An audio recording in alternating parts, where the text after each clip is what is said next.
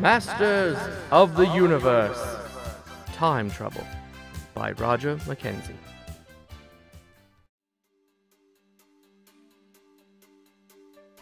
It was a long, lazy day in Eternia, the very kind that Prince Adam liked best, or would have if not for Tila. We all have work to do, She said. Even Orko is practicing his magic. Are you gonna lie there forever? Oh, no. Adam yawned. Just until lunchtime. Why can't you be more like He-Man? Tila asked, dumping Adam onto the ground. He's a real hero. It's too bad Orko chuckled. that she doesn't know the truth about lazy Prince Adam. It's enough that you do, Adam said, dusting himself off. Remember, Orko, you're sworn to secrecy about my identity. Suddenly, a falcon flew past. A special falcon. Zor! Adam exclaimed. The sorceress of Grayskull in her falcon form. Something must be wrong. Prince Adam drew his hidden sword. By the power of Grayskull! He shouted. Magic coursed along the blade like lightning. It enveloped Adam and his pet tiger, Cringer. The magic from the Sword of Power changed Prince Adam and Cringer into He-Man and Battlecat, two of Eternia's greatest champions. To Castle Grayskull! Riding Battlecat, He-Man followed Zor to Castle Grayskull.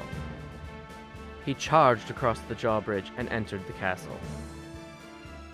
Once inside the dark and mysterious castle, Zor changed back into the sorceress. There is great danger. She told He-Man. The sorceress gestured magically. This is the Eye of Eternia. It can reveal any foe in any dimension, even Skeletor. But it is not without risk. To stop that evil Lord of Destruction, said He-Man, I would risk anything. The Eye of Eternia opened to show a terrible sight. It is worse than I dreamed. The sorceress exclaimed. Skeletor and his evil followers have passed into another dimension and have found the cosmic clock. With it, the Lord of Destruction can control time. Skeletor seemed to sense that he was being watched. He looked back through the eye at the heroes. Skeletor struck with his evil magic. Dark arms leapt from the Eye of Eternia like serpents. What foul magic is this? One arm twisted around He-Man. Another of the foul arms snaked towards Battlecat. The sorceress threw up a magical shield before her, but several arms spilled around its edges. He-Man! I need your help!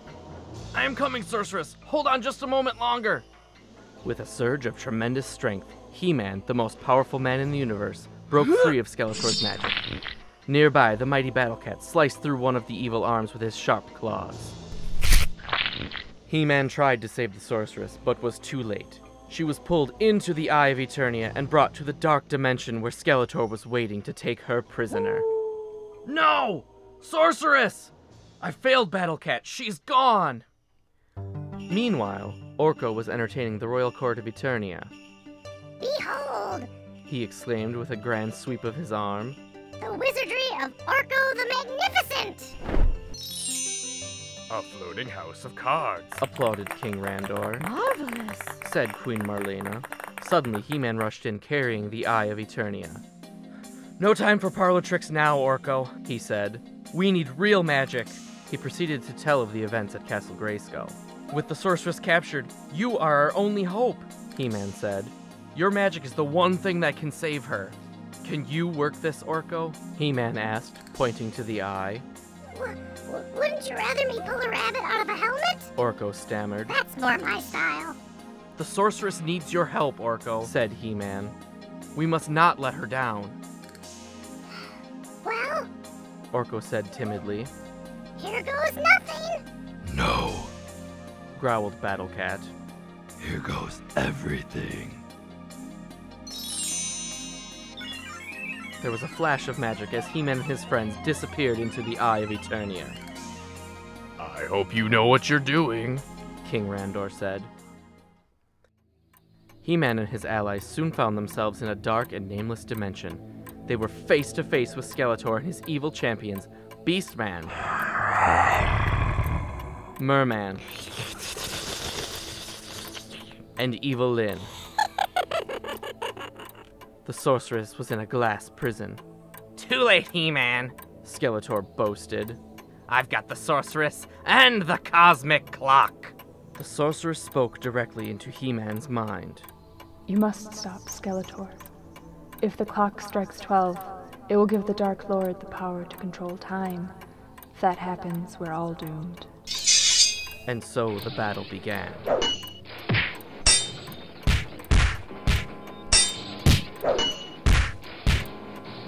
As the fight raged on, the cosmic clock began to chime. Battle Cat freed the sorceress from the mystic cage. He-Man pitted his strength against Skeletor's sorcery. The cosmic clock struck 9. Then 10. Time was running out. As the cosmic clock pealed for the 11th time, Skeletor hissed. You have lost, He-Man. When the cosmic clock strikes but once more, I will control time, and all of Eternia will feel my fury. Never! He-Man shouted as he grabbed the huge pendulum. He held it back to stop it from striking for the final time. There was a terrible explosion. The heroes lost sight of each other and their enemies. He-Man and his friends found themselves safely back at the Palace of Eternia. Good thing I kept an eye on you. Orko said.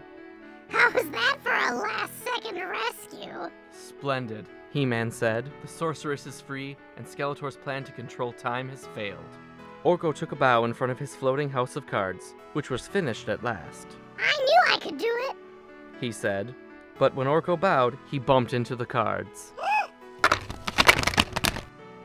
Orko floated in mid-air wearing a silly grin. His house of cards was scattered all around him. So, the great magician cannot even do a simple card trick, He-Man taunted. In light of Orko's recent display of magical skill, everyone found this quite amusing.